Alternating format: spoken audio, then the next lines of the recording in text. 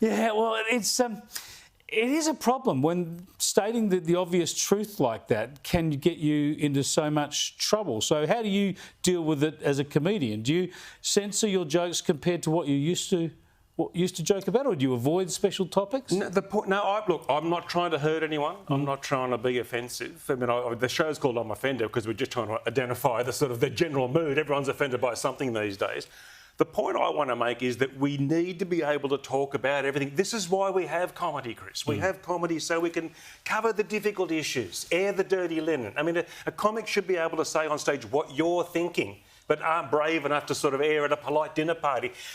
Comedy is not the problem. Comedy is the solution. Yeah. You can't gag satire. Well, you can't. You shouldn't be able to, but they seem to be trying to do that. Yeah, well, see, now the younger comics these days have become so scared of this. People are afraid to go into certain subject areas. As John Cleese was just saying, people don't talk about ethnicity anymore. People don't talk about gender and sexuality. People don't talk about politics. It's too scary. I met a young comic the other day. He said he didn't like comedy. I mean, I'm offended by comedy. Seriously, how can you not like comedy? It's a physical reaction. You're making yourself. But people are scared to broach certain and these are the subjects that need broaching more than ever. They sure are, but I suppose while people say that this can have a dampening effect on comedy, it's comedians who are fighting back most. I'm thinking of David Brent and Dave Chappelle and these people. Wonderful. I suppose they're rich enough not to worry about it, but they go hell for leather and just expose the hypocrisy here. Well, they're uncancelable. They're so big. But I mean, for people getting to where they are, it is risky. It's a potted road. So people have to be a bit more careful. But they're defeating the purpose of what comedy is there to do, and that is to tell the truth. One of the things that I've noticed over many, many years with comedians, and it's become increasingly so, is when it comes to laughing at politics and politicians, and God knows we need to do that, they tend to only laugh at the Conservatives. The Conservatives are fair game, as they should be. But there's got to be just as many jokes available for the Greens and the Labor Party, the lefties, surely. The Greens, I'll tell you what, mate. I remember when a greenie was something you blew into a handkerchief. Actually, we just got the green light on the AUKUS deal today in the US Congress. I mean, the Greens, we've got the nuclear-powered subs, which are being built in Adelaide, by the way.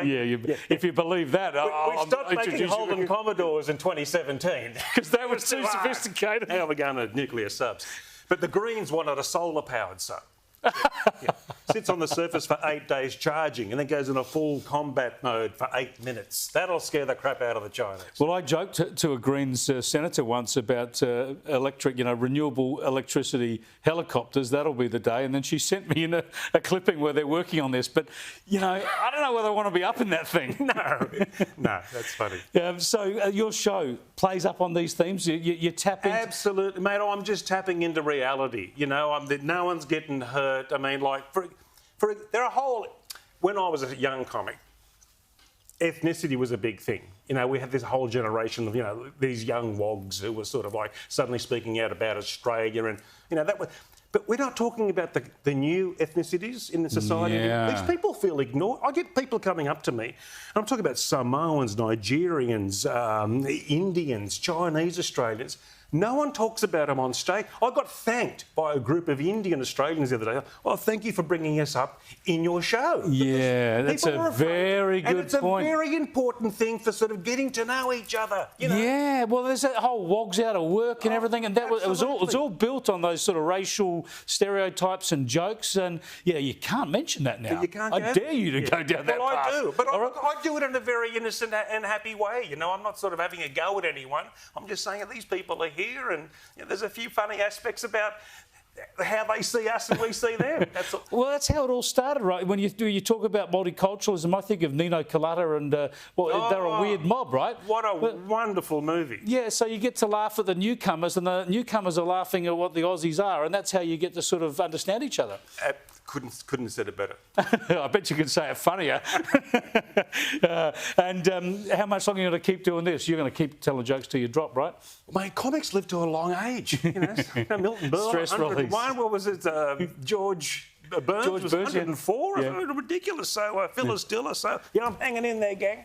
Yeah, you were looking for material all the time when you're in the Uber with Alan Joyce. You're noticing what he's up to. I tell you where you get your finger on the pulse is the letter sections in the papers. You get wonderful comments from everyday punters. You get to know what the issues are.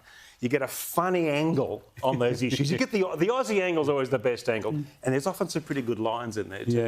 And if that's my trick. If you write for the papers like me, there's always some abuse as well, just to keep you in check. Yeah. Thanks for joining us, Vince. Really good to talk to you. Thank you, Chris. Such important work you do. If you don't laugh at each other, then all you get is being offended, right?